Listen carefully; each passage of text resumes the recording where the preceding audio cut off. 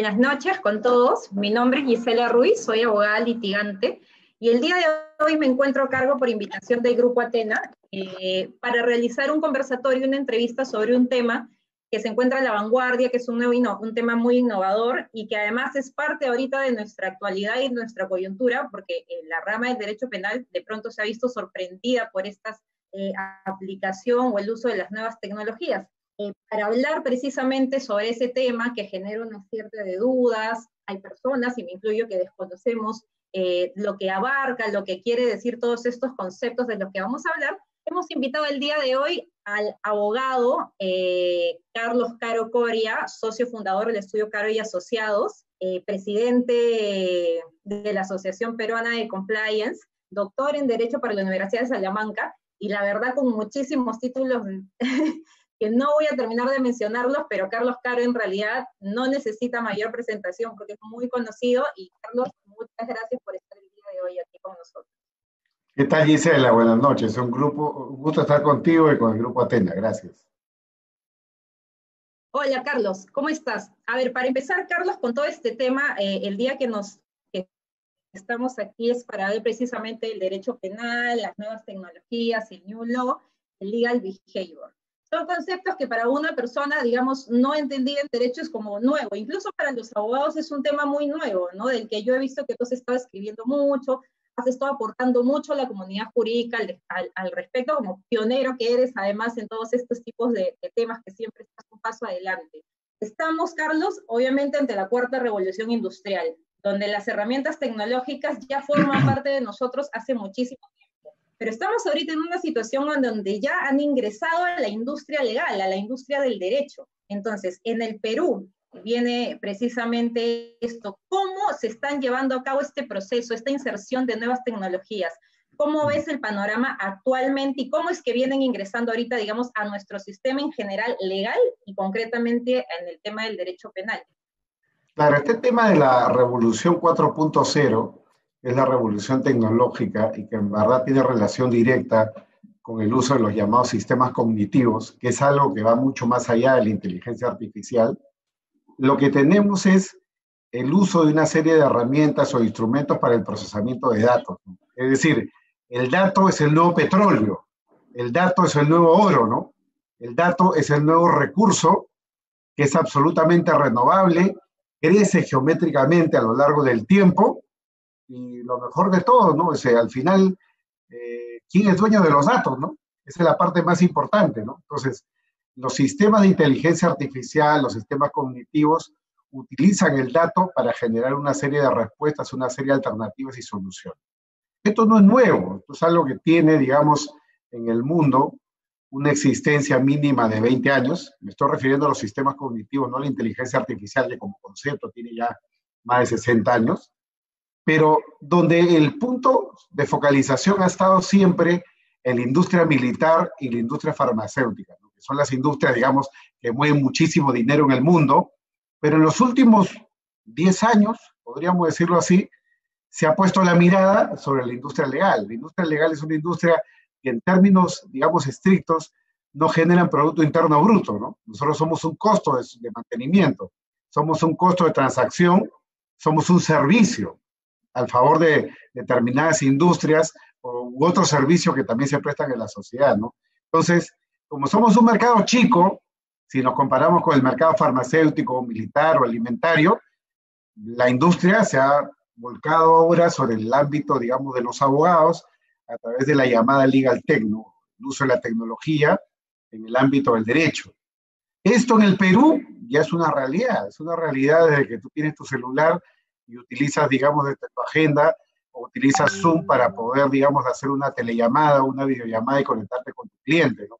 Desde que tienes una aplicación en el Poder Judicial para sacar un ticket y poder, digamos, ir a leer un expediente en tiempos de pandemia, o con todo lo que es el desarrollo del expediente electrónico. Entonces, es un proceso lento, es un proceso costoso, y es un proceso donde, como en todo proceso de calidad, no hay un fin, ¿no?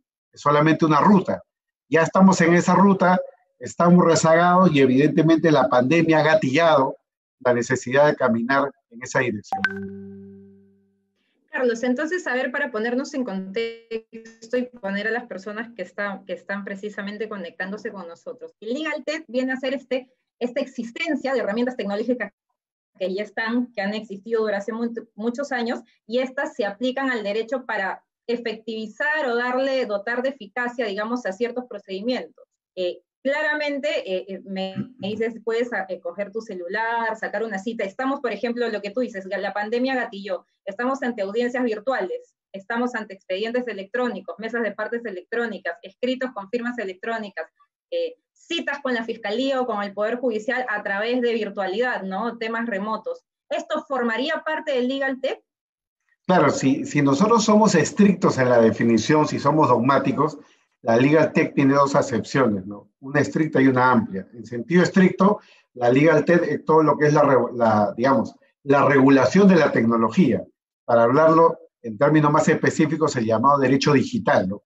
Que podría significar el derecho de las telecomunicaciones, el derecho de las tecnologías de la información y de las comunicaciones, etcétera.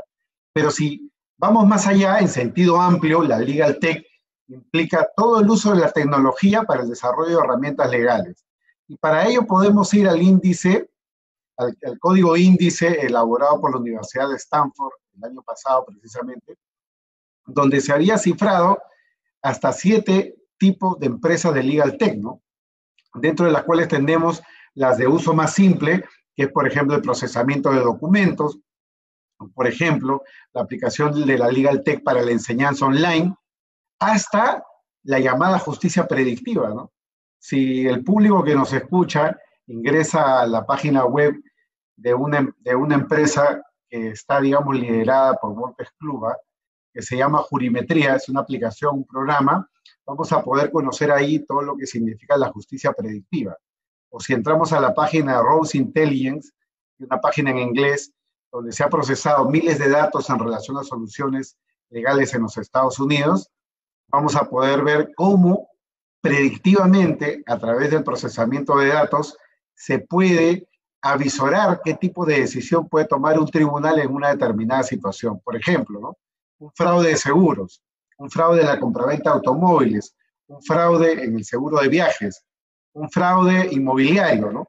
Mientras más datos hayan, el sistema produce una posible alternativa, una posible solución. Es exactamente la misma lógica que está detrás de una aplicación como Siri, donde tú enseñas al Siri a conocerte, digamos, a saber de ti, a agendar tu modo de vida, o en sus niveles más avanzados, la inteligencia artificial, como el uso de un carro, un smart car, ¿no? un carro, digamos, autoconducible, donde el sistema aprende permanentemente. El sistema está creado para tomar decisiones de manera unilateral y de manera imprevisible más allá de su creador, ¿no? Eso es algo a lo cual se aspira con los sistemas de Legal Tech. Por eso que en el mundo tenemos una serie de proyectos que están encaminados, por ejemplo, a la llamada industria, hablo comillas de los jueces robots, ¿no? No es que vayan a ser jueces robots en el sentido de que van a tener una mano, un brazo, un cerebro, no son puramente digitales, no son personas electrónicas. Es decir, hay atrás de ellos una personería jurídica electrónica donde el sistema de inteligencia artificial va a poder tomar decisiones muy específicas respecto de casos muy pequeños, ¿no? Por ejemplo, una demanda de pago de un cheque, una demanda de desalojo, una demanda de beneficios sociales, el cobro de un pagaré, una hipoteca. Entonces, claro, en ese tipo de casos, la inteligencia artificial tiene un desarrollo muy avanzado porque reemplaza al juez, por lo menos en la primera instancia, ¿no? Los proyectos que hay en China, en Estonia, y ahora se vienen desarrollando en Israel, permiten, por lo menos en el planeamiento, que haya una revisión por parte de un juez de carne y hueso en segunda instancia, básicamente por el tema de la empatía, el sentido de la igualdad, el sentido de la justicia. Creo que tienes el micrófono deshabilitado. Sí, discúlpame, Carlos. Y ahora que tocas el tema de los jueces robots, de estos agentes de inteligencia artificial, que podrían tomar decisiones, porque me dices que en base a la data, toda la información que se puede ingresar, se les habilita o se les prepara, se les programa para tomar cierto tipo de decisiones en casos pequeños, en casos simples. ¿Sería posible trasladar eso al derecho penal, en donde, digamos, estamos en un ámbito que hay un tema de libre valoración, de valoración probatoria, un tema de subjetividad al momento precisamente de estar frente a la prueba. ¿Eso sería posible en un futuro mediano, largo o definitivamente está descartado? Mira, desde mi punto de vista, todo es posible en la medida que se tenga la información tabulada. O sea, es decir, este es un tema ya vinculado a lo que es el Machine Learning, porque, digamos, en el mundo de los datos, una gran cantidad de datos son datos no estructurados, ¿no? O sea, si nosotros vemos, por ejemplo, un expediente judicial, tú que eres litigante igual que yo, en un expediente judicial hay muchísimos datos, ¿no? Datos estructurados como el número del expediente, el número de las partes, su documento de identidad, pero hay una serie de datos no estructurados, ¿no? Audios, videos, documentos que no están escaneados. El procesamiento de esos datos, en la medida que el sistema pueda recoger esa información, hace posible que el sistema pueda predecir una solución, por lo menos en el plano de lo que significaría la consejería legal.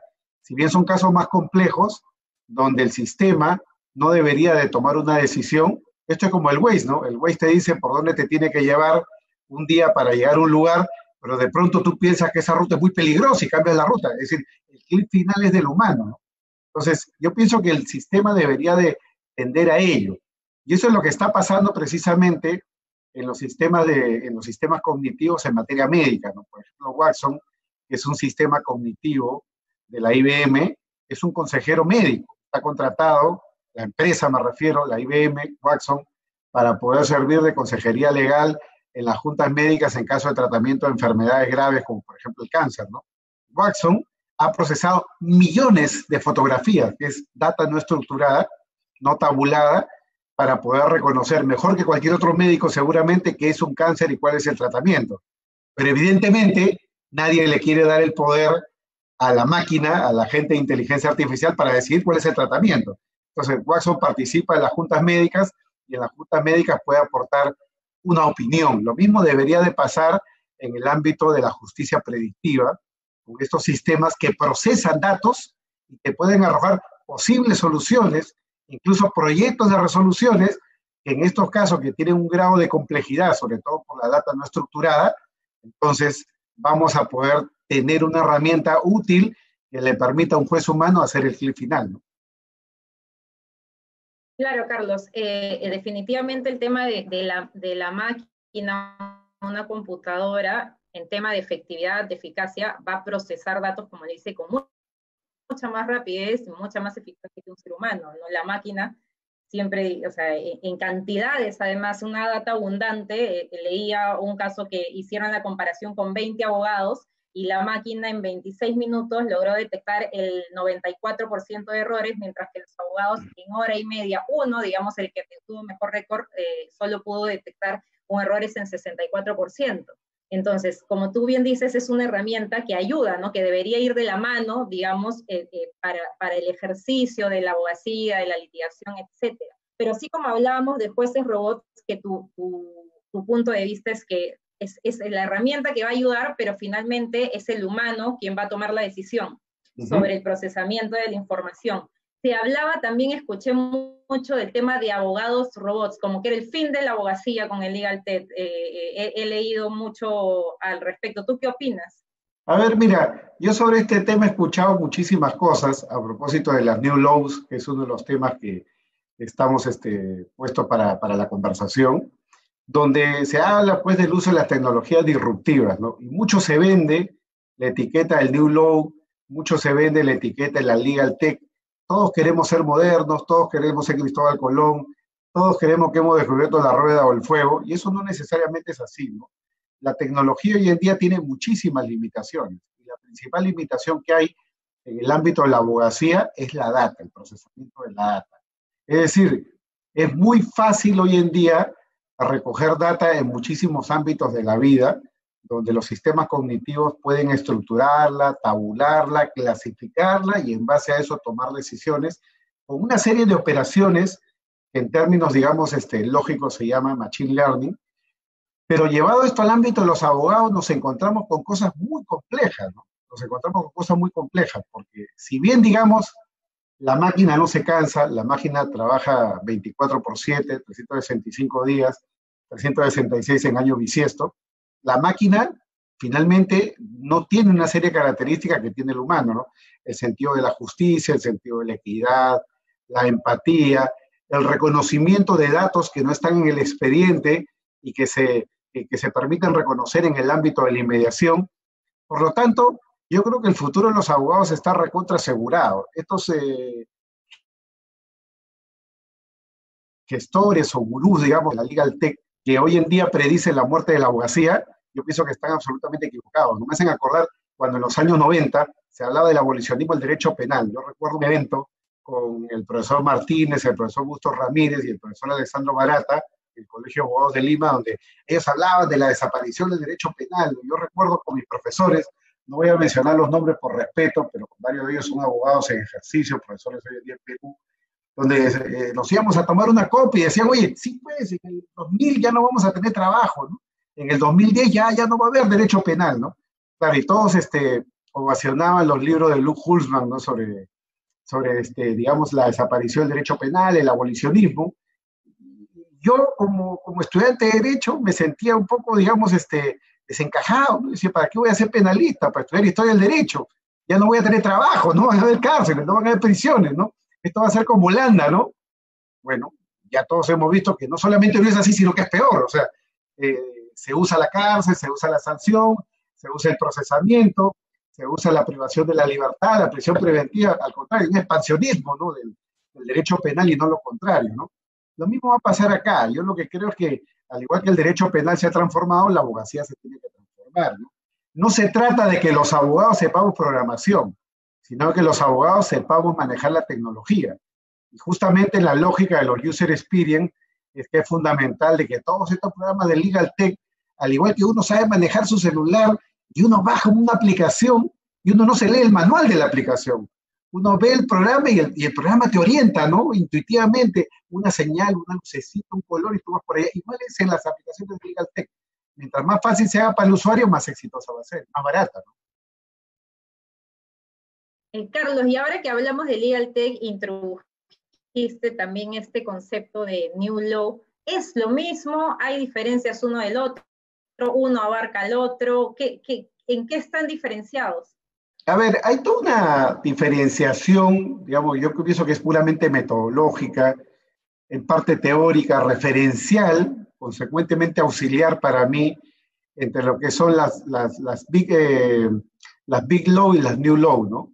Es algo así como los mega estudios y los estudios pequeños, disruptivos, revolucionarios, ¿no? O sea, piensa tú en un estudio muy grande, muy importante como Proscabor de Nueva York, o acá en Perú el estudio Rodrigo, Miranda y Amado, Payá Recaudo, que son grandes estudios, grandes estructuras, es lo que yo siempre llamo los portaaviones, ¿no? Son portaaviones robustos de la Segunda Guerra Mundial que tienen absoluta, digamos, todo te puedes encontrar dentro, todo un mundo, toda una ciudad dentro, ¿no?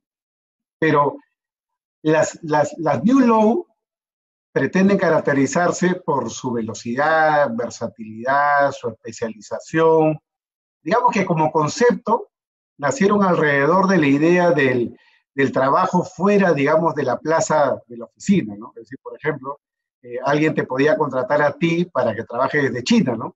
Realizar un trabajo de derecho laboral a distancia, ¿no? Es una forma de teletrabajo, ¿no? Pero al final del día, el concepto ha ido evolucionando y se ha generado toda una tendencia alrededor de lo que es la caracterización de las New Law. Las New Law son, para empezar, tengamos algunas características formales, ¿no? Por ejemplo, empresas que no llevan el nombre del socio, sino llevan un nombre, digamos, vinculado, digamos, a una marca permanente en el tiempo, ¿no? Por ejemplo, la semana pasada hacíamos un conversatorio con un colega alemán de Düsseldorf dedicado al compliance y su empresa se llama Plan A. Se llama Plan A, es una característica de New Law, es algo así como lo magnífico, ¿no?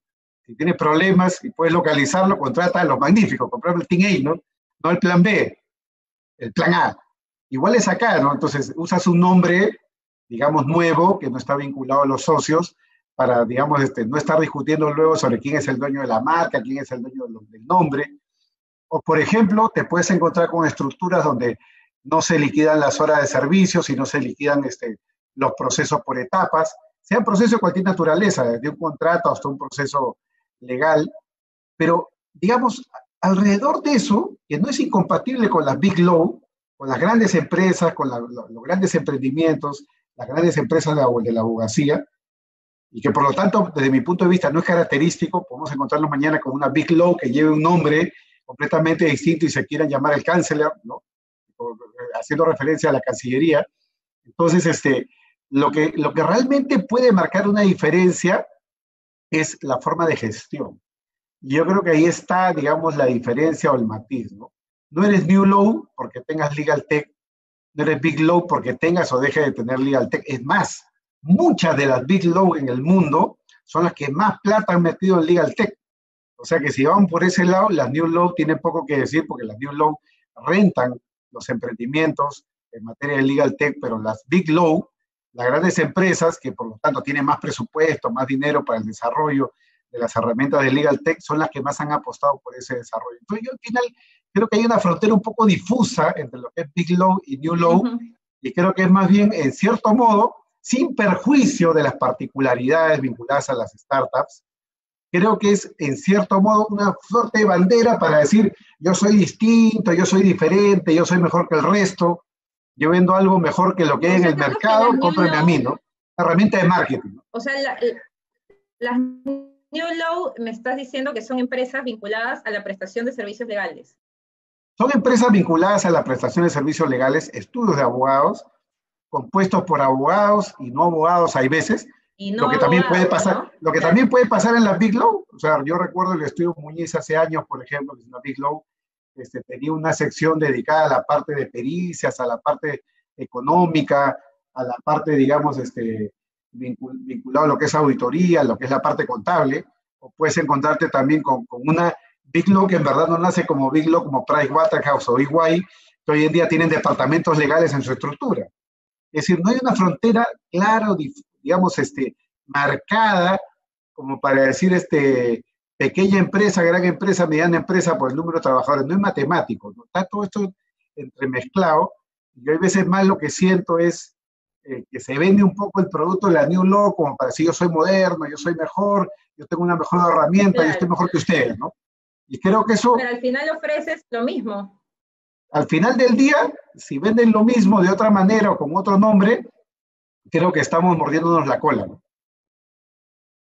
Carlos, y ahora que justo estamos hablando de las New Law, mencionaste el tema de las startups, yo hace poco me topé, leyendo un poco sobre el tema, por ejemplo, con una aplicación que tú te bajas al celular que se llama Do Not Pay. Es una aplicación americana y que consiste, y leí porque me interesé sobre el tema, y consiste en que es una aplicación creada por un no abogado que apela las papeletas de tránsito en Estados Unidos. Y dicen que a través de esta aplicación han ganado más del 50% de los casos, han recuperado como 16 millones. Por ejemplo, este tipo de aplicaciones que están vinculadas al ejercicio de alguna manera del derecho, apelación, o sea, así sea administrativo, ¿es parte de New Law? ¿Es una Legal Tech? ¿Es una startup? Técnicamente hablando, es una herramienta de Legal Tech, ¿no? Es parte, digamos, es una de las 7 modalidades que he mencionado hace un momento de la Legal Tech, que, digamos, reemplazan el trabajo de los abogados a través del uso de la tecnología, ¿no? Entonces, el tema, por ejemplo, vinculado a lo que es elaboración de contratos o apelación, digamos, de papeletas o de multas, mira la página web, por ejemplo, en España que se llama elreclamador.es, que también sirve para reclamar, por ejemplo, la pérdida de maletas en los aeropuertos, ¿no? Entre otras cosas que tú puedes reclamar ahí. Entonces, al final, son herramientas que se ponen de acceso al público de forma barata, es decir, el público o no paga nada o van al resultado contigo, y la propia tecnología, digamos, te pide data estructurada, tu nombre, tu apellido, el número de tu vuelo, los detalles, el número de la papeleta, la ubicación, y como sabemos, el Estado tiene la necesidad de tabular todo eso, porque si no, ¿cómo ejercita la coacción para cobrar las papeletas, ¿no? Entonces, aplican formatos, bien, te ponen ahí un menú de selección de cuál es el motivo de la reclamación y ellos automáticamente, porque hay un estado online, hay un estado digital, cosa que todavía no tenemos acá, permite hacer este tipo de reclamaciones y claro, en muchos de esos casos ganan, ellos cobran un porcentaje y aunque en otros casos no cobren nada, está por encima del margen, digamos, de ganancia a través de la aplicación muy sencilla de una tecnología tan simple como esta, ¿no? O sea, sería un caso típico, Claro, Carlos. típico de Legal Tech, ¿no? Claro, O claro, sea, no claro. de New Y en Law, esos porque casos, para que sea New precisamente, Law tendríamos que tener intervención humana. Incluso ha habido una gran discusión en muchos países acerca de si este tipo de aplicaciones, como para, por ejemplo, elaborar contratos en línea, son aplicaciones que violan la ley de la abogacía, porque en algunos países la abogacía solamente puede ser ejercida por abogados, no puede ser ejercida por ingenieros, ¿no?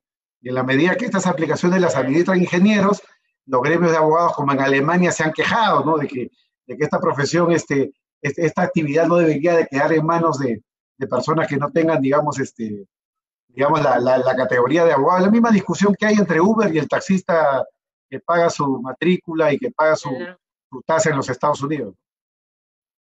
uh-huh.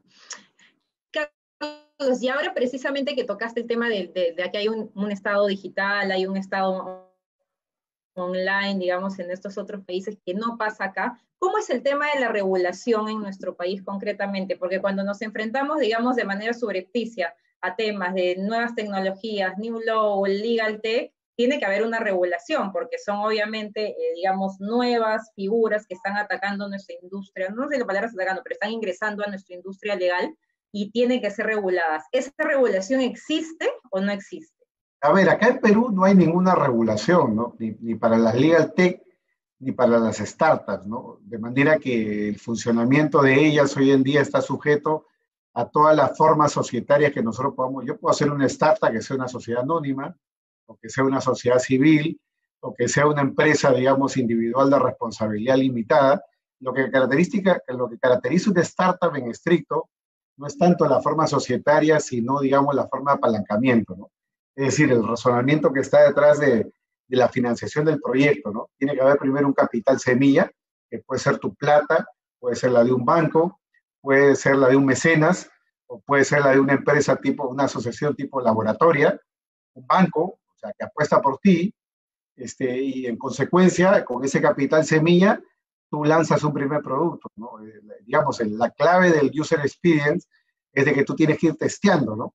Viendo si la aplicación sirve o no sirve. Uber, antes de ser Uber, fue una aplicación testeada, ¿no? Testeada con focus group, testeada, digamos, puesta en la práctica en pruebas piloto, por decirlo de alguna manera. Y claro, en ese ejercicio, en ese trabajo, se te acaba la plata.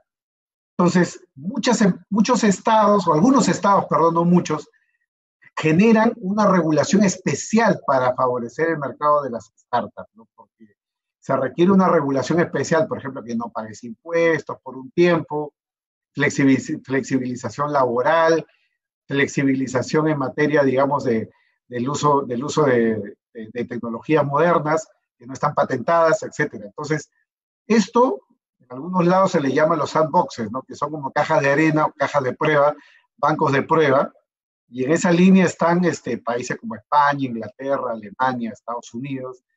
Esa sería una regulación que necesitaríamos acá, ¿no? Tener sandboxes para poder favorecer el desarrollo de estas aplicaciones. Ojo, ojo. Eso Entonces, estamos pensando, totalmente nulos en eso, regulación. ojo, pero eso pensando, Gisela, en un Perú formal, ¿no? Porque acá todas las startups que hay son informales. O sea, mejor dicho, la mayoría de las startups que hay son informales. Nadie está preocupado por el costo laboral, por el costo tributario, lo primero es que funcione, ¿no? Y luego ya veremos qué se paga y a quién se paga, ¿no? Así funciona, pero claro, pero en otros Por países, mencionar, como has dicho, ni siquiera Uber es formal, ¿no? claro, claro, con lo cual, en otros países donde hay mayor conciencia sobre la regulación, los estados se preocupan porque hay estos sandboxes, ¿no? Para poder promover el uso de estas aplicaciones. Y un gran ejemplo lo tenemos en Israel, ¿no? Israel es un gran centro de innovación, ¿no?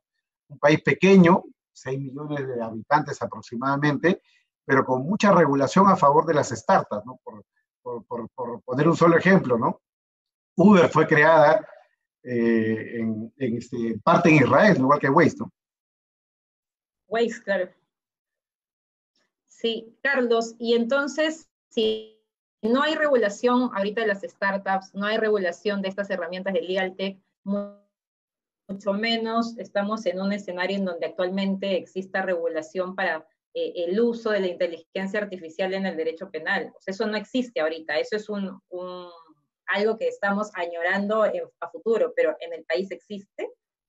A ver, a ver, según la Corte Suprema existe un proyecto para la implementación de los jueces robots, ¿no? Eso lo declaró un juez supremo el año pasado en un encuentro en Washington en noviembre. Ya, yo creo que este es un proyecto de muy largo plazo, ¿no? Porque para empezar necesitamos digitalizar el Poder Judicial, ¿no? Y ese es un proyecto de muy largo plazo, de mucha inversión dineraria, y para llegar a eso podemos tener un piloto en la medida que el Estado le ponga dinero, le ponga interés, es un proyecto al cual se podría llegar en unos 5 a 10 años por lo menos, ¿no? Pero mientras tanto, ¿qué es lo que tenemos? Mientras tanto, lo que tenemos es algo así como las gotas de agua que caen del vaso, ¿no? Algunas herramientas, algunas aplicaciones, algunos emprendimientos. Por darte una sola idea, Giselle, estamos acá tan atrasados, estamos tan atrasados en la parte tecnológica que hasta hoy día la información jurisprudencial es un privilegio hacer ella. Es decir, no hay una sola página oficial que recopile el 100% de la jurisprudencia de cada año del sistema judicial, ¿no?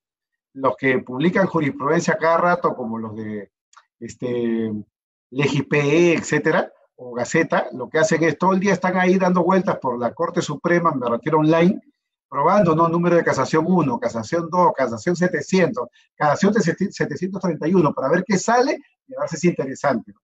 Claro, porque bajo la idea de que no es público, bajo la idea de que esto no se puede difundir, o bajo la idea de que no quiero ningún control para ver si hoy día resolvía A, B o C, es que no existen estos sistemas tabulados. Y eso ya es una barrera, esa es una barrera digital, vamos a decirlo así, ¿no?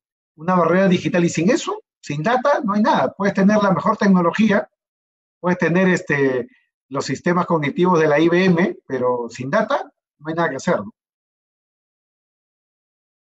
Y para poner un caso concreto de nuestro derecho penal, ¿no? Es este famoso expediente electrónico en derecho penal en realidad prácticamente no existe. O sea, no ha sido creado para el tema de la rama penal. Uno busca expedientes electrónicos y nos encontramos con los expedientes antiguos que recién, digamos, a partir del nuevo código, están digitalizando, el Ministerio Público hace esta suerte de notificaciones de sus requerimientos, pero recién a partir, digamos, de la aplicación, y no así en realidad en todo el país, ¿no? Hay cortes donde se niegan a este tema de la notificación por mail, que es mucho más sencillo, y siguen con estas materias burocráticas de que pidas tu copia, vayas, recojas tus copias, cuando en realidad ya eso es como una locura a estas alturas, ¿no? Del partido, digamos. Claro, Y claro, Carlos, mira. Perdón, no te escuché lo último, discúlpame. No, dime, no, sí, continúa. No, lo que te iba a decir es que, como decía el doctor Luis Eduardo Roy Freire, padre, ¿no? El hijo también es penalista, como todos sabemos, pero Luis Eduardo Roy Freire, padre, el doctor Roy, siempre decía, ¿no? Un buen abogado tiene que conocer su expediente, ¿no? Claro, y es un consejo que yo siempre he seguido en mi vida, ¿no? Sin expediente no hay nada. Al final del día, cuando entras en un debate con un fiscal, cuando entras en un debate con la contraparte, desde mi punto de vista, va mejor preparado el abogado que tiene acceso al expediente y se lo ha leído, no va con un resumen hecho por un practicante el último día, previo al informe oral o la audiencia, ¿no? Sería un error, ¿no? Entonces, por lo tanto, la información del expediente es clave. Ahora, no es lo mismo expediente electrónico que PDFs, ¿no? Eso es PDFear, eso es digitalizar información, ¿no? Un expediente electrónico implica el ordenamiento de información. Es todo un sistema a través del cual, así como tú realizas una operación electrónica en el banco, online me refiero, y te llega una notificación a tu celular, lo mismo es acá. El día en que tú planteas una denuncia o una demanda, se te genera un password, un acceso respecto de ese expediente, para que tú puedas chequear de forma ordenada cuáles son los documentos que se han, digamos, creado por las partes y por el juez, ¿no? Entonces, el día que resuelve el juez, te llega una notificación y te dice, accede acá, ya con tu password accedes y tienes ahí la sentencia, ¿no? Así pasa en los Estados Unidos. Eso es un sistema.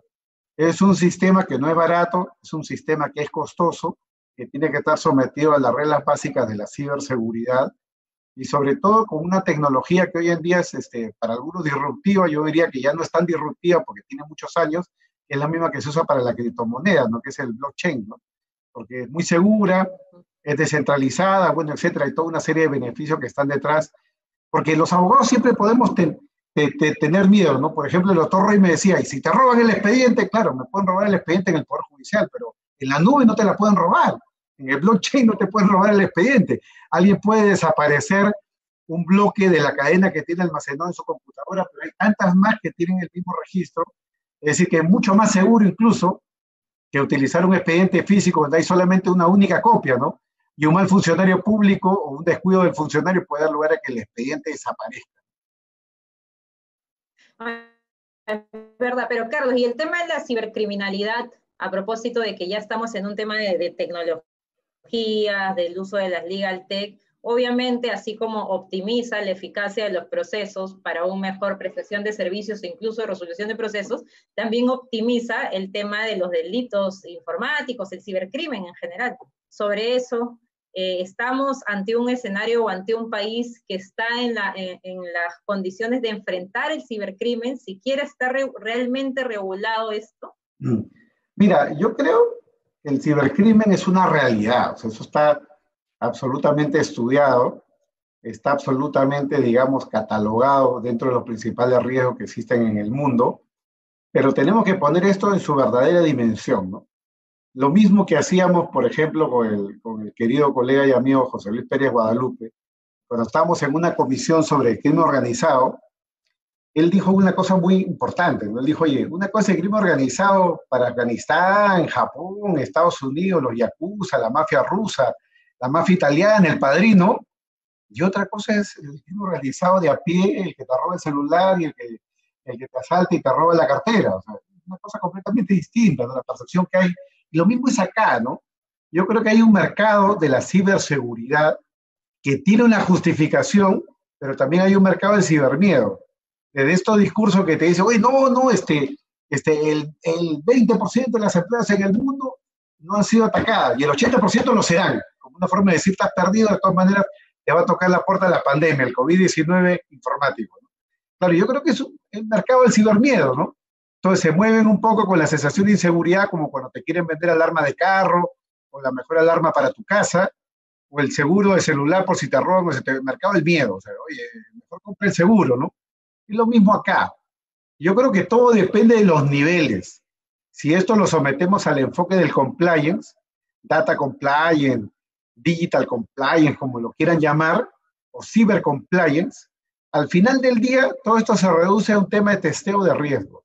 Oye, yo abogado, bueno, hago cosas que yo creo que son decentes, no tengo nada de qué temer, o sea, evidentemente tengo que tener mis reglas de ciberseguridad básicas, ¿no? Para que no vean mis documentos, mis aplicaciones, las conversaciones con mis clientes, claro. Pero claro, si yo soy un funcionario de alto nivel, un ministro, un viceministro, va creciendo el riesgo y en consecuencia va también creciendo la necesidad de gastar en ciberseguridad, ¿no? Lo mismo es acá, ¿no? Entonces, no podemos ponernos a todos en la misma dirección, no podemos ponernos a todos en la misma dimensión. Se trata de ponderar los riesgos y aplicar reglas básicas de ciberseguridad, ¿no?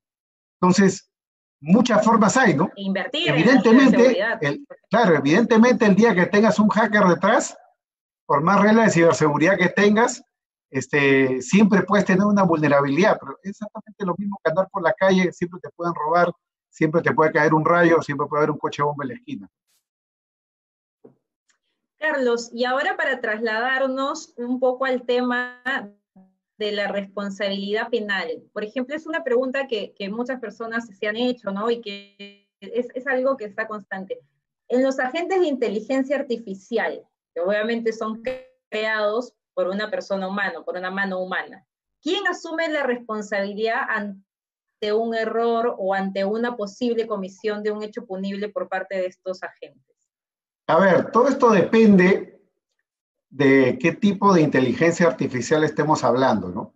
Tú tienes inteligencia artificial blanda, que es la que, por ejemplo, tú tienes en tu sistema Google, ¿no? Google reconoce qué correos pueden ser fraudulentos, qué correos pueden ser, digamos, perjudiciales y los manda al spam, ¿no? Eso es inteligencia artificial débil, inteligencia artificial básica, pero puedes tener inteligencia artificial hard o fuerte, y la tienes tú en tu celular. Cuando usas Facebook, Facebook tiene sistema de reconocimiento facial. Si hay una foto que tiene, por ejemplo, Giselle y Jorge, ahí va a etiquetar y va a decir Jorge, ¿no? O si dice Gisela y Arturo, Arturo, ¿no? O sea, para etiquetarlo automáticamente porque es reconocimiento facial. Entonces, claro, estos sistemas de inteligencia artificial dura permiten, digamos, tener este tipo de, digamos, de virtudes que al final del día el sistema toma una decisión. Cuando te pone Jorge o Arturo para etiquetar, está tomando una decisión. No la está tomando por ti porque te está sugiriendo. Muy bien, te está sugiriendo para que tú etiquetes a Juan, a María, Pedro, Jorge, Omar, quien fuera, ¿no? Entonces, al final del día, tú tomas la decisión. Pero el sistema ya te está arrojando una decisión para que tú la puedas adoptar o no la puedas adoptar. Entonces, respondiendo a tu pregunta, ¿no? Solo se plantea la cuestión en los casos de inteligencia artificial dura o avanzada, no en los casos de inteligencia artificial simple, porque en ese tipo de casos basta con la responsabilidad por el producto defectuoso, podemos responsabilizar civil o penalmente al fabricante, al programador, o incluso al usuario, un usuario que malutilice un sistema. Por ejemplo, yo puedo malutilizar TikTok para transmitir pornografía, soy un mal usuario, tengo mi responsabilidad. No responsabiliza al programador ni al distribuidor. Pero si estamos hablando de inteligencia artificial dura, inteligencia artificial que toma decisiones por su cuenta y de forma imprevisible, el modelo del Smart Car o de los drones repartidores son el mejor ejemplo de lo que estoy queriendo revelar. En ese tipo de casos, la pregunta de fondo es, primero, si puede haber algún tipo de responsabilidad, no hablemos todavía de penal, algún tipo de responsabilidad, ¿no? Evidentemente, para decantarnos a favor de algún tipo de responsabilidad, lo primero que tenemos que hacer es reconocerle una personería jurídica que en este caso será electrónica. Esa pregunta es buena, claro. ¿Qué tipo de personería? Porque esa es una pregunta que también surge. Me dice que en este caso es personería electrónica. Electrónica, sí. Es un tipo de personería que acá... No nos confundamos con digital, porque todos los seres humanos tenemos una personería digital, ¿no? De que tenemos redes sociales, DNI electrónico, o formamos parte de la base de datos de la SUNAT, tenemos una personería digital. Personería jurídica puramente electrónica es aquella que son códigos nada más, son códigos de programación, es decir, no tienen un contenido de carbono, si quieres verlo así, son puro silicio, es decir, no hay carne y hueso, no hay nada orgánico, ¿no? Son personerías puramente electrónicas, ¿no?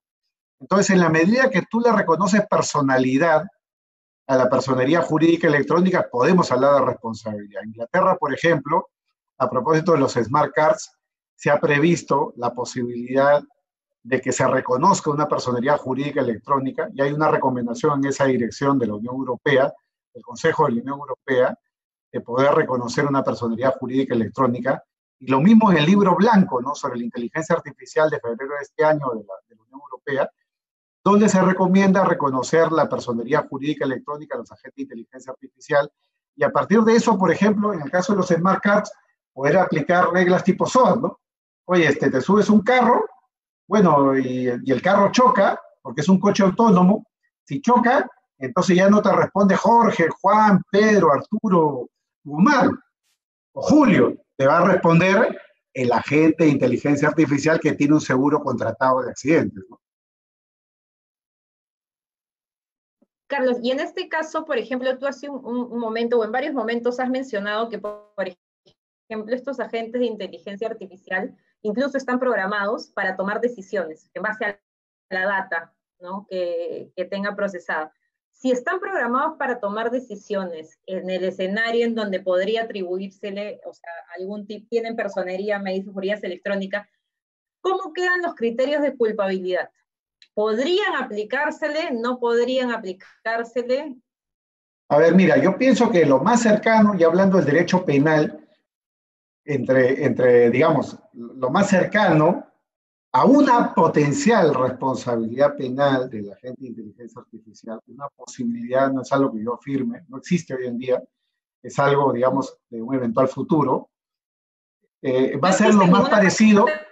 Claro, va a ser lo más parecido a la responsabilidad penal de la persona jurídica, va a ser lo más parecido a la responsabilidad penal de la empresa.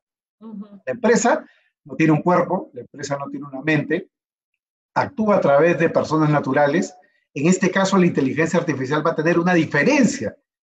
Digamos, a favor de construir una idea de culpabilidad a diferencia de una persona jurídica. Pues la persona jurídica, digamos, toma decisiones a través de sus órganos. Acá no, la gente de inteligencia artificial va a tomar una decisión puramente electrónica, ¿no? Una decisión puramente electrónica, ¿en base a qué? En base a la data que maneje, en base a sus experiencias.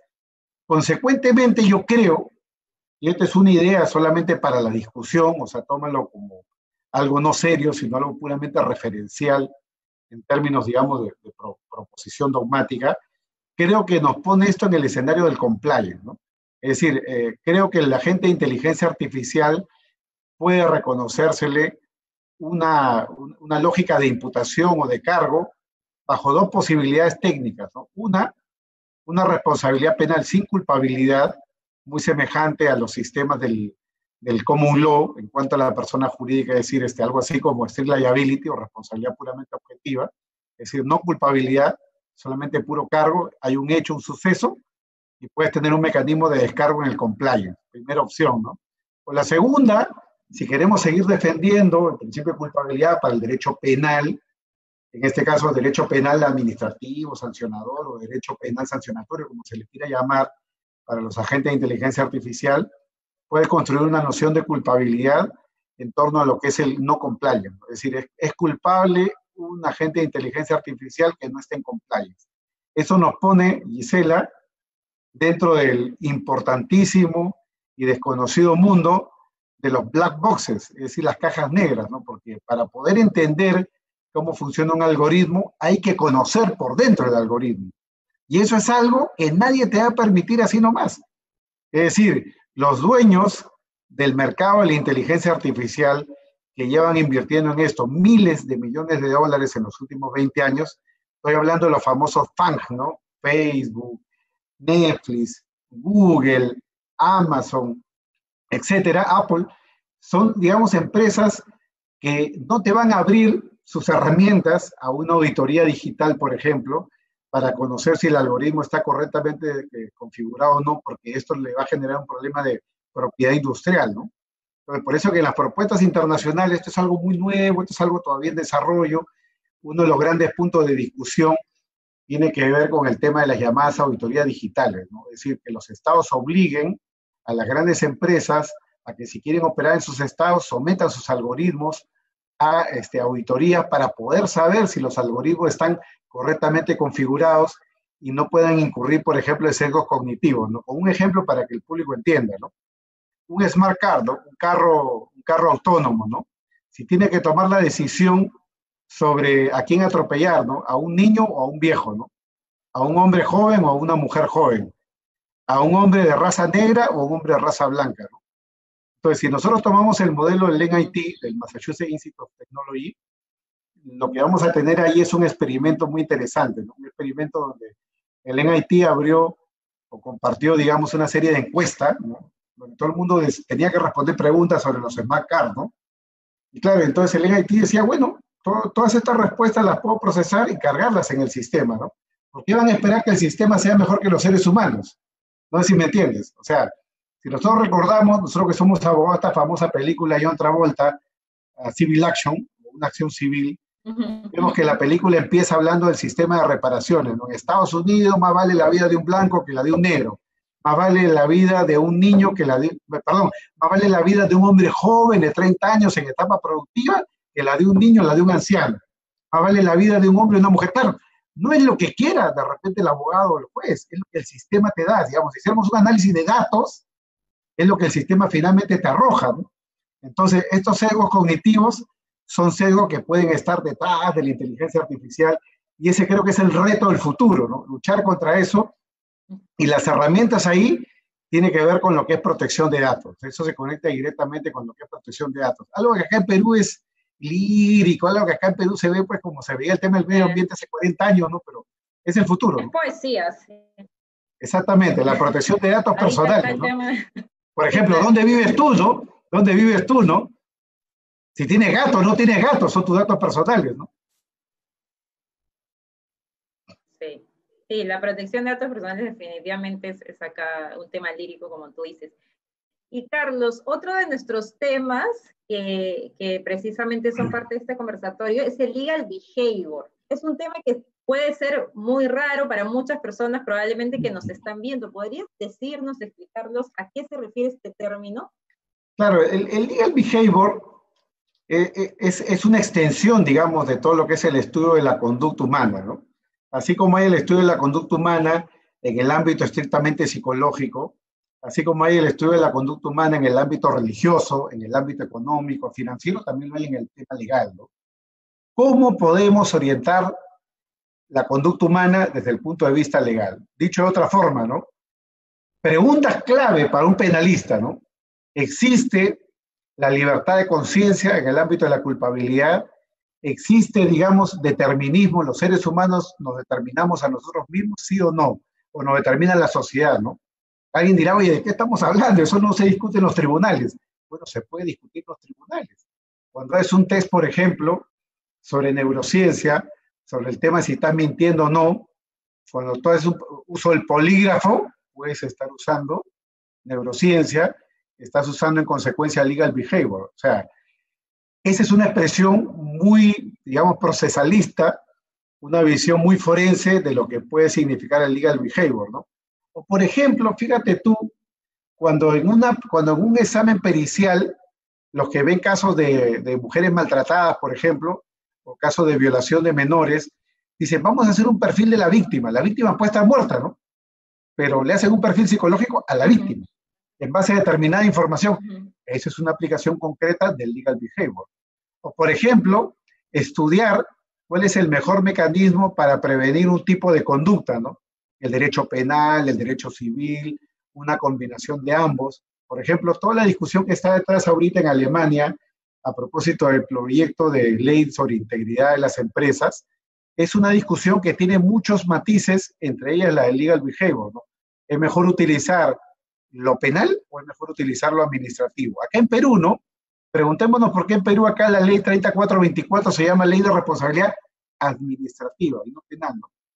No queremos llamarle penal porque los empresarios siempre han querido rehuir a lo penal, ¿no? Suena mal, trae mucho desprestigio, trae mala fama, mala prensa, ¿no? Bueno, eso es legal behavior. Eso significa de que si hay mucho temor o terror a lo penal, llamar penal a una conducta que puede cometer un empresario, evidentemente estamos hablando de un empresario formal, que tiene un nombre, un prestigio comercial, que tiene una marca que cuidar. Por ejemplo, estas empresas que habrían, vamos a hablar en potencial, que habrían participado en la financiación de campañas políticas, claro, han cambiado directores, han cambiado gerentes, han habido renuncias. ¿Por qué? Por el tema penal. Entonces, son aspectos que se pueden estudiar en ese ámbito. Yo he puesto ejemplo de lo penal porque es mi disciplina, pero lo mismo podemos llevarlo al ámbito contractual, al ámbito de los negocios, etc. Legal behavior. Entonces, legal behavior sí es un concepto que es de aplicación, de uso en nuestro país, y no de ahora. Claro, sin duda es una, digamos... Es la palabra que es comportamiento legal, digamos, o sea, el legal behavior es este uso así como, estas cositas, ¿no? Legal tech, new law, startup, o sea, son cosas que recién van ingresando, digamos, a nuestros oídos y van sonando y parecen muy nuevas, pero como nos explicas, en realidad no es tan nuevo. No es tan nuevo, que está en todos, ¿no? Es algo que se viene estudiando, yo te diría que desde hace más de 30 o 40 años, ¿no? Así como se estudia el comportamiento económico, así como hablamos del Law and Economics, ¿no? Análisis económico del derecho, igual acá podemos hablar del tema de legal behavior, que tiene múltiples aplicaciones, ¿no? Temas vinculados a la neurociencia, la psicología jurídica, en fin, múltiples aplicaciones. ¿Y qué es lo que te otorga, no? Lo que te otorga es un ángulo más. O sea, ojo que el legal behavior es como el derecho ambiental o como el análisis económico del derecho, es absolutamente transversal. O sea, no es que esté anclado en una materia, no es una disciplina propia con fronteras demarcadas o delimitadas, no, sino que es una herramienta más, es una visión más para el trabajo legal, ¿no? Por ejemplo, ¿no? Tú que eres litigante, Gisela, te puedes preguntar, ¿no? Desde el punto de vista del legal behavior, ¿cuál es el comportamiento de los jueces penales frente a la prensa, ¿no? Y puedes tabular, ¿no? Por ejemplo, en la discusión que hay en torno al pedido de prisión preventiva de la señora Nadine Heredia hoy en día, yo, a riesgo de equivocarme, yo no soy abogado en ese caso, pienso que es un poco difícil que se decrete una prisión preventiva. Si nosotros simplemente estudiamos la jurisprudencia y, digamos, los precedentes dados por el juez que está a cargo, que es el doctor Sánchez Balbuena, juez de la causa, es un juez que tiene poca tendencia al uso de la al uso, digamos, de la prisión preventiva, ¿no? Con lo cual, al final, uno, desde el punto de vista del legal behavior, podrías preguntarte qué es lo que está detrás de esa petición, ¿no? O sea, qué es lo que realmente se está buscando con esa petición. Si, digamos, es predecible en el ámbito, digamos, de los operadores del derecho, que es una decisión difícil de obtener, ¿no? Claro, no quiero decir más porque ya sería dar opiniones demasiado extensas en torno a un caso que está en curso, ¿no? Que todavía no se ha resuelto. Carlos, Exactamente, exactamente. entonces, El ya, tema de la psicología es fundamental, ¿no? Porque si nosotros vemos, por ejemplo, la historia del derecho peruano, el libro del doctor Luis Eduardo Roy Freire, ¿no? Derecho Penal Peruano, tiene un gran componente psicologista, ¿no? Y yo creo que es una de las obras más importantes del derecho penal peruano, por lo menos de la parte especial de los últimos 50 años, ¿no? Hoy en día hay mucha literatura en derecho penal, pero ahí está la tradición que ahora, digamos, esperemos desarrolle su hijo, que es el doctor Eduardo Roy Gates, no me conocido como Tito Roy. Carlos, y precisamente sobre este tema del comportamiento legal o legal behavior, que ya es de aplicación, me dices ya de larga data, esto se podría decir que son comportamientos en donde uno puede predecir entonces determinadas decisiones a través del legal behavior. Mira, lo voy a decir más feo, Gisela. Esto es algo que, digamos, no se suele decir mucho en público, pero, digamos, en las discusiones de legal behavior se piensa en cuestiones, por ejemplo, vinculadas a la orientación de la conducta, ¿no? O algunos incluso lo dirían más feo todavía, manipulación de la conducta a través del derecho. O sea, por ejemplo, ¿no? Al interior de una organización, ¿no? Los códigos de conducta, los códigos de ética, la forma en que los instrumentalizas, la forma en que lo difundes, si lo haces en un papel, si lo haces online, si lo haces con un video, son temas de legal behavior. ¿Cómo comunicas tú la prohibición, no? Si tú al interior de una organización privada, por ejemplo, comunicas una sanción, eso tiene un impacto en los demás. Eso tiene un impacto psicológico, ¿no? Algunos dirán, eso es orientar la conducta legal, ¿no? En compliance, para decirlo bonito, ¿no? Otros dirían, bueno, puede ser manipular, dependiendo de los valores que estén detrás, ¿no? Porque el legal behavior, digamos, el legal behavior no está atado a una ética, ¿no? El legal behavior está atado, digamos, a una herramienta, a un instrumento para lo que es el estudio, comportamiento y orientación, o peor aún, manipulación del comportamiento en base a herramientas legales, ¿no? Y Carlos, en nuestra actualidad actual, nuestros despachos, las firmas de abogados, los bufetes, ¿cómo vienen implementándose? No creo que conozcas la de todos, pero en tu caso en particular, ¿cómo vienen implementando este tema de Legal Tech? ¿Vienen realmente, tú crees que estamos en un país donde los despachos están haciendo uso de estas nuevas herramientas para optimizar la prestación de servicios a sus clientes, el trato al cliente? ¿Esto está sucediendo? ¿Tú lo estás haciendo, por ejemplo? Claro, acá en Perú el mercado de la Legal Tech es todavía muy pequeño. Hay algunas herramientas y la mayoría de las herramientas que se usan son foráneas, ¿no?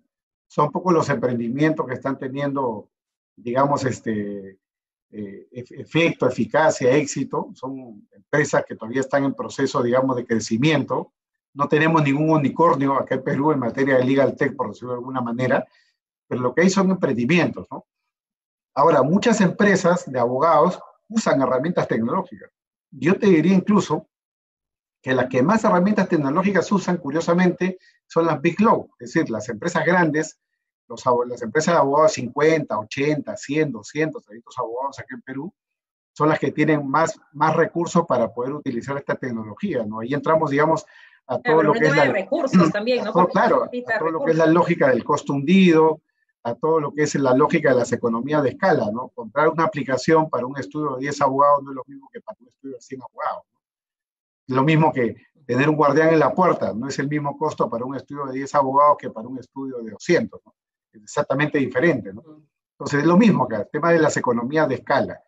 Ahora, para responder a tu pregunta en concreto, ¿no? Es un proceso, y es un proceso en que el que quiera subsistir, así sea abogado individual, ya creo que tiene que entrar en el mundo de la legal tech, ¿no? Y no se asuste, porque un abogado individual que trabaja desde su casa, sin personal, de repente un practicante, un colaborador eventual, puede tener herramientas para gestionar, ¿no? Por ejemplo, Walter Kluba tiene una aplicación que se llama Cleos, con K, Cleos, que se utiliza mucho para la gestión de trabajos de abogados prácticamente individuales, ¿no? Entonces, aquí tienes ahí organización de la agenda, organización de documentos. Claro, no todos los hombres ni todas las mujeres somos ordenados, ¿no? Hay algunos que necesitamos herramientas que te obliguen a ti a ordenarte, ¿no? Y Cleos, por ejemplo, es una herramienta básica, ¿no? Que te permite ordenar tu información, tabularla, darle acceso al cliente, compartirla, y todo esto, digamos, a través del uso de tecnologías simples, ¿no? Especialmente la tecnología del cloud, ¿no? Es decir, el uso de la nube. Claro, claro. Ahora en realidad todo lo tenemos en la nube, ¿no? Así es, así Por es. ejemplo, estos software de facturación de horas de clientes, estos formarían parte de una legal tech. Claro, son aplicaciones que están dentro de la categoría de gestión administrativa o gestión documentaria, ¿no? Entonces, una categoría de Legal Tech es todo lo que son sistemas de seguimiento. Nosotros, por ejemplo, en mi estudio utilizamos Time Manager, ¿no? Como lo usan varios estudios de este país, que es un software creado en otro país que se comercializa a lo largo de la región, así como existe el SAP SAB, ¿no? Que es un software alemán que se utiliza para las empresas medianas o grandes. Este software está especialmente creado para abogados, ¿no? Entonces gestionas obras, gestionas recursos, el uso de documentos, la facturación, los gastos. Lo que hace es ahorrarte tiempo, ¿no? Lo que quiero decir, Gisela, para decirlo en sencillo, y esto es algo que normalmente no se ve escrito en muchos lados, es que al final del día la tecnología nos va reduciendo espacios y a la vez creando otros, ¿no? ¿Por qué? Porque, digamos, hace 50 años atrás los abogados teníamos que escribir en papel, necesitamos una secretaria para que lo tipee en la máquina de escribir, era personal, era tiempo. Luego empezamos a hacerlo nosotros en nuestro procesador de texto, imprimíamos una vez, corregíamos con el famoso WordPerfect del antiguo, ¿no? O el Word 3.0. Luego salió el entorno Windows. Todo esto fue evolucionando y reduciendo tiempo, ¿no? Claro, el tema es de que antes era reducción del tiempo mecánico, ¿no? Mecánico era para nosotros tipear, transcribir. Solo que ahora lo mecánico se ha convertido en cosas que normalmente no llamamos mecánica, ¿no? Leer, por ejemplo. Leer es mecánico para ti, para mí no, para mí es un sistema cognitivo. Pero la máquina puede leer mejor que tú y yo juntos, rápido, ¿no? Yo no sé si tú has visto un video que siempre menciono, que promociona la IBM, que es el de Watson con Bob Dylan, ¿no? Watson le dice a Bob Dylan que puede leer muchos millones de documentos en un segundo, ¿no? Claro, entonces lo puede hacer y deduce que el tipo de canción de Bob Dylan son de aquellas que hablan el tiempo que pasa y el amor que se desvanece, ¿no? Claro, ese es un sistema de respuesta inteligente, luego de haber procesado mucha información, ¿no? Entonces, ahí cuando el Poder Judicial, por ejemplo, nos exige que los escaneos sean en un sistema de lector que pueda reconocer palabras, nos está obligando a tabular la información, ¿no? Nos obliga a tabular la información porque entonces, si yo tengo que buscar el nombre Jorge en un expediente de 10.000 páginas, me va a aparecer todas las veces que son Jorge B. Punto, Omar H. Ahí me va a aparecer, ¿no? Entonces me van a aparecer todos. Quiero buscar el nombre de un autor, Tito. Pongo Tito y aparece, digamos, en todas las partes del documento, ¿no? El reconocimiento, claro. Eso, para ti, para mí, es mucho trabajo cognitivo, ¿no? Mucho carbono para poder identificar cuántas veces dice Tito en un expediente, ¿no? Pero, digamos, la máquina lo puede hacer rápido. Es decir, algo que en términos clásicos era una tarea cognitiva, hoy en día se ha convertido, gracias a estas herramientas, en una tarea mecánica. Un tema automático. Ahora, Entonces, Carlos, con sin esto, duda, sorry que te corte, pero quería añadir una idea. Yo decía que, claro, nos cierra algunas puertas como esta que estamos hablando, que alguien puede leer más rápido que nosotros, o algo puede leer más rápido que nosotros, pero a la vez nos abre otras, ¿no? Porque entonces, nosotros con ese tipo de herramientas nos podemos dedicar a otra cosa, ¿no? Es como cuando claro, tú recibes una optimizamos resolución de un tiempo. cliente, ¿no? Tú recibes una resolución de un cliente, una resolución de 80 páginas, quieres saber cuántas veces han mencionado a tu cliente, ahí pones el buscador, le mandas a tu cliente en 2 minutos y le dices, no te mencionan en ningún lado. Claro, ¿te has leído todo el papel? No, simplemente ese tiempo que haces, duermes, vas al cine, ves una película, te vas a comer a la cuadra de Salvador o le das de comer a tu gata, ¿no? O sea, eso ya depende del uso de tu tiempo, o gestionas otro expediente o algo mejor para ese cliente. No, sí, es verdad, pero por ejemplo, ahora de todo lo que dices, yo, o sea, la conclusión es que esta área de los abogados, adicionarnos prontamente a este tema de la revolución tecnológica, que además ya es sobre ejercicio con el tema de la crisis mundial que hemos atravesado.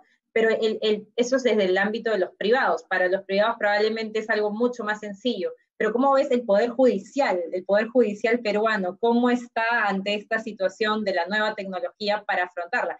Ya sabemos, obviamente, que estamos enfrentándonos a temas, digamos, que antes no eran ni siquiera imaginables, ¿no? Como el tema de juicios orales virtuales, audiencias virtuales, cosas que antes, pues, no se podían, o ni siquiera estaban en nuestra mente. Bueno, ante la crisis mundial estamos. Pero ¿cómo va a enfrentar eso? ¿Tú ves que esto ya sea un tema que de larga data, o que es simplemente momentáneo por este episodio que estamos y ahí vamos a regresar a lo físico, regresar al tema del tiempo?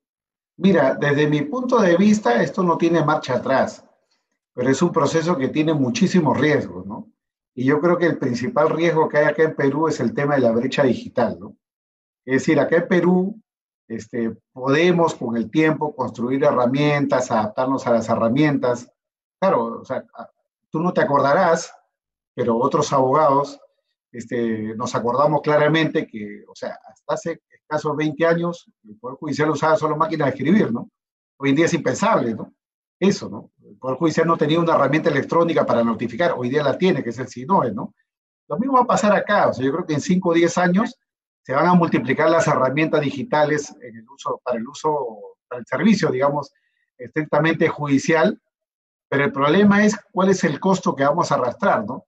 Y así como, digamos, yo recuerdo un ejemplo de los tantos que puedo recordar, haber estado en el pasillo del segundo piso de la Corte Suprema.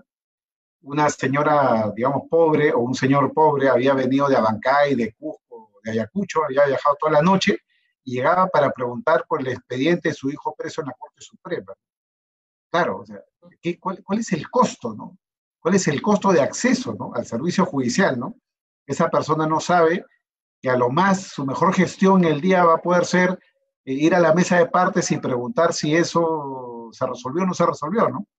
Si va a querer hablar con el juez, va a tener que pedir eventualmente una cita, tal vez no se la dé, no sepa dónde preguntar, tal vez esa persona se sienta un poco incluso, digamos, atemorizada por, digamos, lo señorial que es una Corte Suprema.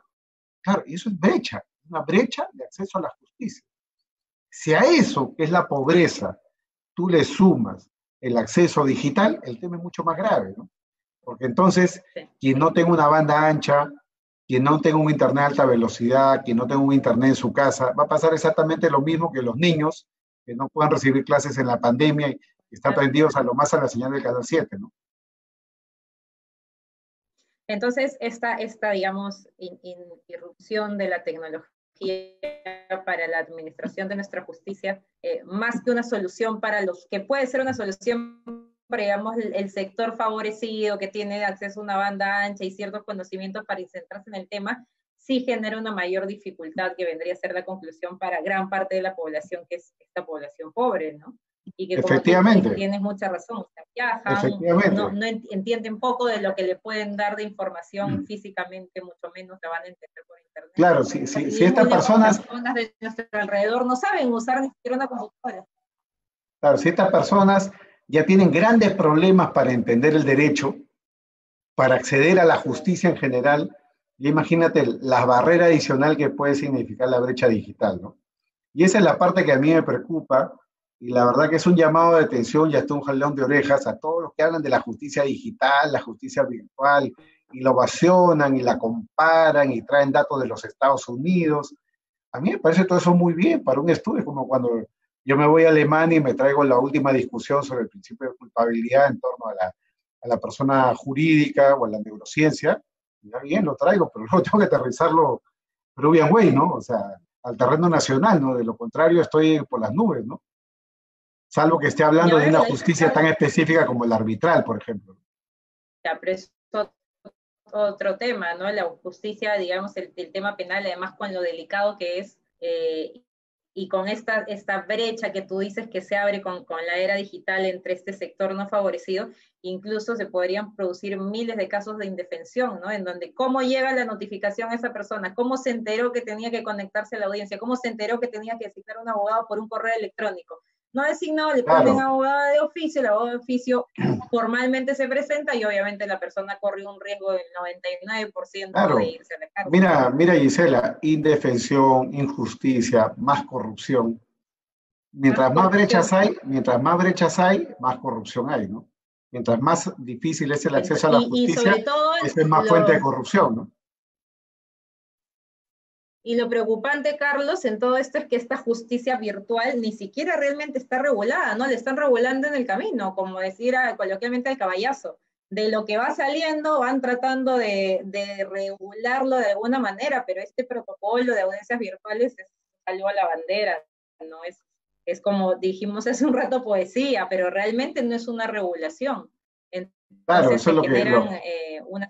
lo que es eso es un protocolo de emergencia, ¿no? Ahora, yo creo que este tema igual no tiene vuelta atrás y van a ser los costos, digamos, de implementar estos sistemas de justicia virtual, ¿no? Creo que lo Es que tenemos que necesaria hacer la los abogados es ser regulación muy conscientes de inmediata. esta limitación, ¿no? Uh-huh. Bueno, Carlos, en realidad, gracias por tu tiempo, gracias por todos tus aportes el día de hoy. La verdad ha sido una conversación muy interesante. Yo he aprendido muchísimo, espero que las personas que se hayan conectado, estoy seguro que también han aprendido de estos términos, de estas nuevas cosas, que en realidad es muy desconocido para muchas personas, ¿no? No es tan que uno vaya y en la litigación, digamos, nos encontremos con esos términos, no pasa. Son temas fuera de la litigación, fuera del proceso que están siendo implementados y aplicados. Entonces, muchas gracias. No sé si quieres darnos alguna reflexión, algunas conclusiones finales. No, Gisela, muchísimas gracias a ti. Yo espero que los colegas que tengan acceso a esta conversación se sientan motivados a ir más allá, ¿no? Porque a veces estamos nosotros muy encerrados en el circuito, derecho penal, derecho procesal, a veces compliance. Literalmente hay que salir de la caja, ¿no? La única forma de encontrar el camino en la creatividad es haciendo cosas diferentes, ¿no? De estudiar Legal Tech, Claro, de Carlos. estudiar algo de tecnología, un poco de parrilla y de criar gatos. Nunca sería una mala idea. No, y no sé si las personas tal vez que nos están viendo lo saben, pero bueno, Carlos y yo somos amigos de hace muchos, ya bastantes años, y él es un pionero en estos temas, ¿no? Porque recuerdo una cena en la cuadra El Salvador a la que has hecho referencia, y me dijo en su momento, estoy estudiando sobre inteligencia artificial, y eso fue hace como 4 años atrás. Y Claro, yo en hace ese momento, muchísimo ¿pero qué tiempo. es Sí. esto? Estoy estudiando el tema, sí, por supuesto. Y miren, finalmente ingresó acá, ¿no? Y es algo de lo que ahora se está hablando. Entonces, Carlos, en realidad para mí es un adelantado, siempre está un paso adelante, ¿no? Es un pionero en estos temas de derecho que ingresan. Así que realmente te agradezco mucho por tu participación, Carlos. Y nada, buenas noches y espero que todos hayan aprendido mucho. Gracias, Gisela. Buenas noches. Chao, chao.